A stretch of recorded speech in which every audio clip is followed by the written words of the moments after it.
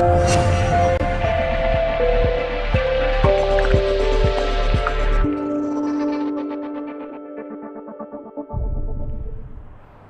Dear friends, कैसे हो आप। उम्मीद करता हूँ जहाँ भी होंगे ठीक होंगे।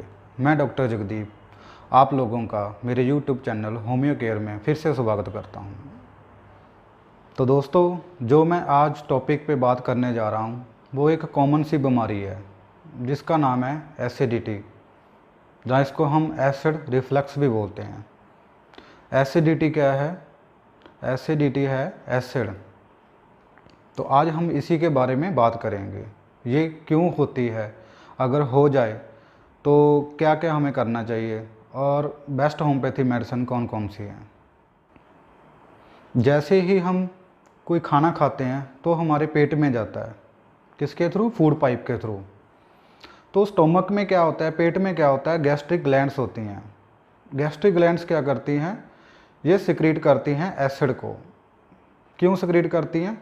क्योंकि फूड को डाइजेस्ट करना होता है। और अगर ये गैस्ट्रिक ग्लैंड्स ज़्यादा काम करने लग जाएं या ज़्यादा एक्टिव हो जाएं तो क्या होगा? एसिड ज़्यादा सिक्रीट होगा, एसिड ज़्यादा निकलेगा, तो हमें एसिडिटी की प्रॉब्लम हो जाती है। तो इससे होगा क्या? हमें बर्निंग, जलन महसूस होती है, जलन होने लग जाती है यहाँ फूड पाइप में, यहाँ कुछ हो रहा है, और इसके साथ पेन होने की भी संभावना है। तो दोस्तों, अगर आपको हफ्ते में 2 या 3 बार ये प्रॉब्लम हो तो समझ लेना आपको एसिडिटी की प्रॉब्लम हो सकती है। और क्या हो सकता है? Oesophagus damage. मैंने पहले ही बताया, इसोफेगस एक फूड पाइप, यहाँ फूड पाइप होती है जो माउथ को पेट के साथ कनेक्ट करती है, उसको हम इसोफेगस बोलते हैं। तो क्या होता है, जैसे एसिड ज़्यादा बन गया तो वो बैक आता है यहाँ इधर फूड पाइप में, तो यहाँ क्या क्रिएट होता है? यहाँ अल्सर पैदा होने लग जाते हैं, अल्सर बन जाते हैं, जिसको हम इसोफेजियल अल्सर बोलते हैं। और कभी कभी ये फूड पाइप का कैंसर भी बन जाता है। अब बात करते हैं इसके कारण, क्या क्या कारण हो सकते हैं। तो फर्स्ट कारण है इसका अनहेल्दी ईटिंग हैबिट्स,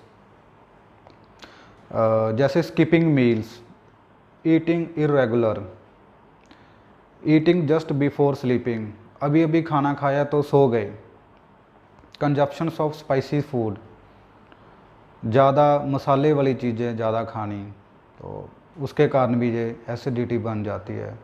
ज़्यादा नमक खाना, साल्ट, उसके कारण भी ये प्रॉब्लम हो सकती है। डाइट, फाइबर डाइट ना लें तो भी प्रॉब्लम हो सकती है। Excessive consumptions of certain foods दूसरा कारण है। कोई सर्टेन फूड, जैसे बार बार चाय पीना, बार बार कॉफ़ी पीनी, जहाँ सॉफ्ट ड्रिंक्स, जहाँ रिच फूड हम खाते हैं जैसे पिज़्ज़ा हो गया, जहाँ फ्राइड फूड, इसके कारण भी ये एसिडिटी हो जाती है। तीसरा जो कारण होता है वो होता है side effect of temporary medications, जैसे non steroidal anti inflammatory drugs होती हैं, उसके कारण ये एसिडिटी बन जाती है। आपने देखा होगा जैसे हाई ब्लड प्रेशर है, हाइपरटेंशन है, उसकी अगर मेडिसिन ले तो एसिडिटी बन जाती है। एंटीबायोटिक्स, डिप्रेशंस एंड एंजाइटी की जो मेडिसिन लेते हैं उनको भी ये एसिडिटी की प्रॉब्लम हो जाती है। और खुद डिप्रेशन एंड एंजाइटी एक बहुत बड़ा कारण होता है एसिडिटी का। अदर क्या कारण हो सकते हैं, जैसे गॉल ब्लैडर में स्टोन हो जाए, लिवर में प्रॉब्लम हो जाए, उसके कारण भी एसिडिटी हो जाती है। बार बार कंजप्शंस ऑफ अल्कोहल, बार बार आप अल्कोहल पी रहे हो तो उसके कारण भी हो जाती है। स्लीप प्रॉपर ना हो, स्मोकिंग करते हो तो भी ये प्रॉब्लम हो सकती है। बैठे रहना, फिज़िकल एक्सरसाइज बिल्कुल भी नहीं है, बस खाना खा लिया और बैठ गए, तो भी एसिडिटी की प्रॉब्लम बढ़ जाती है। अब बात करते हैं एसिडिटी के सिम्टम्स क्या होते हैं। मैंने पहले ही बताया आपको कि जलन महसूस होती है, जलन के साथ पेन भी होने लग जाता है कभी कभी। कहाँ होती है जलन? जैसे स्टमक में, फूड पाइप में, गले में, थ्रोट में, यहाँ बर्निंग या पेन होने लग जाती है। कभी कभी आपने देखा होगा कि जैसे ही हम खाना खाते हैं यहाँ स्टक हो जाता है, यहाँ कुछ अड़क जाता है, तो वो एसिडिटी के कारण कभी कभी हो जाता है। और क्या, जैसे खट्टापन, मुंह का जो टेस्ट होता है वो खट्टा हो जाता है, कभी कभी कड़वापन महसूस होता है, टेस्ट कड़वा हो रखा है। क्यों होता है? क्योंकि जो एसिडिटी है, जो एसिड पेट में ज़्यादा बन गया तो वो वापस आता है फूड पाइप के थ्रू माउथ में या कभी कभी गले में आता है, तो यहाँ वो सेंसेशन क्रिएट करता है, तो पेशेंट को लगता है जैसे कड़वा हो गया या खट्टापन महसूस होता है माउथ में। हैवीनेस होती है स्टमक में, खाना खाने के बाद पेट भरा भरा फूला फूला सा महसूस होता है, नोज़िया होने लग जाता है, कभी कभी वोमिटिंग भी होती है, कॉन्स्टिपेशन होता है। तो दोस्तों बात करते हैं homeopathic medicine for acidity. What are the best medicines? बहुत सारी मेडिसिन है, जैसे कार्बोविज है, लाइको है, चाइना है, नाइट्रम फॉस है, पल्साटिला है, एंटम क्रूड है, और भी बहुत सारी मेडिसिन्स हैं। धीरे धीरे हम बात करते हैं। जैसे कार्बोविज में क्या होता है, यहाँ अपर एब्डोमेन में, यहाँ चेस्ट में और यहाँ अपर एब्डोमेन में, यहाँ बर्निंग, जलन महसूस होती है, तो हम कार्बोविज सो सकते हैं। लाइको का पेशेंट क्या होता है, लाइको का लोअर एब्डोमेन में बर्निंग, जलन और पेन होने लग जाता है। लाइको के मेडिसिन में पेट फूला फूला, fullness of sensation of abdomen ऐसे महसूस होता है। चाइना में होल पूरा यहाँ जलन होने लग जाती है, तो हम चाइना ले सकते हैं। नाइट्रम फॉस में क्या होता है, जैसे सॉर टेस्ट, खट्टापन महसूस होना, कड़वापन महसूस होना, तो हम नाइट्रम फॉस सो सकते हैं। पल्साटिला में क्या होता है, वेरी रिच फूड हम लेते हैं, तली चीज़ें या फ्राइड फूड ज़्यादा खाते हैं, तो उसके कारण अगर एसिडिटी बन जाए तो हम पल्साटिला ले सकते हैं। एंटम क्रूड में क्या होता है, वही एसिडिटी है, खट्टा जब खाते हैं तो उसके कारण अगर प्रॉब्लम हो जाए, जैसे दही खट्टी है तो उसके कारण अगर प्रॉब्लम हो जाए तो हम एंटम क्रूड सो सकते हैं। आर्सेनिक एल्बम में क्या होता है, ज़्यादा खाना खा लिया, ओवर ईटिंग, जिसको हम फूड पॉइजनिंग भी बोलते हैं, अगर ये सिम्टम्स हो, इसके कारण अगर एसिडिटी बन जाए तो हम आर्सेनिक एल्बम ले सकते हैं।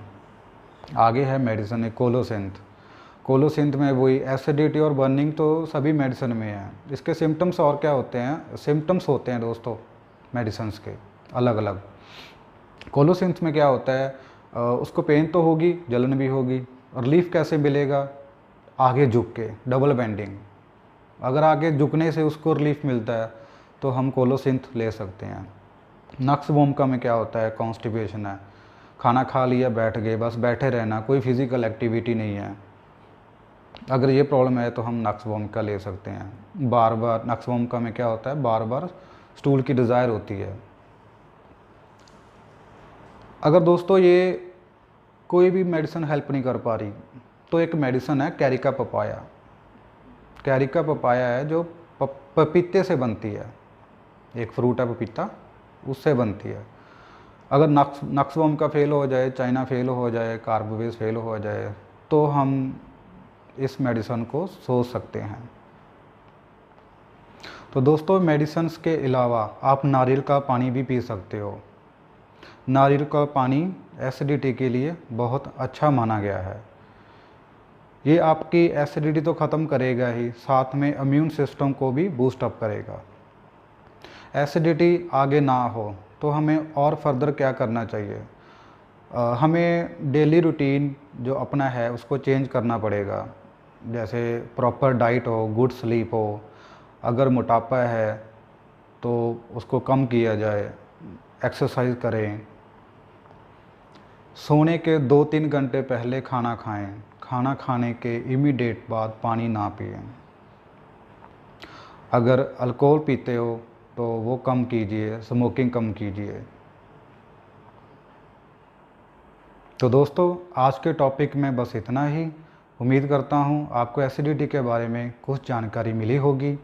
अगर वीडियो अच्छी लगी हो तो लाइक कीजिए, शेयर कीजिए अगर आपने हमारा चैनल सब्सक्राइब नहीं किया तो सब्सक्राइब कर लें, क्योंकि मैं आगे बहुत इंटरेस्टिंग टॉपिक लेके आने वाला हूँ।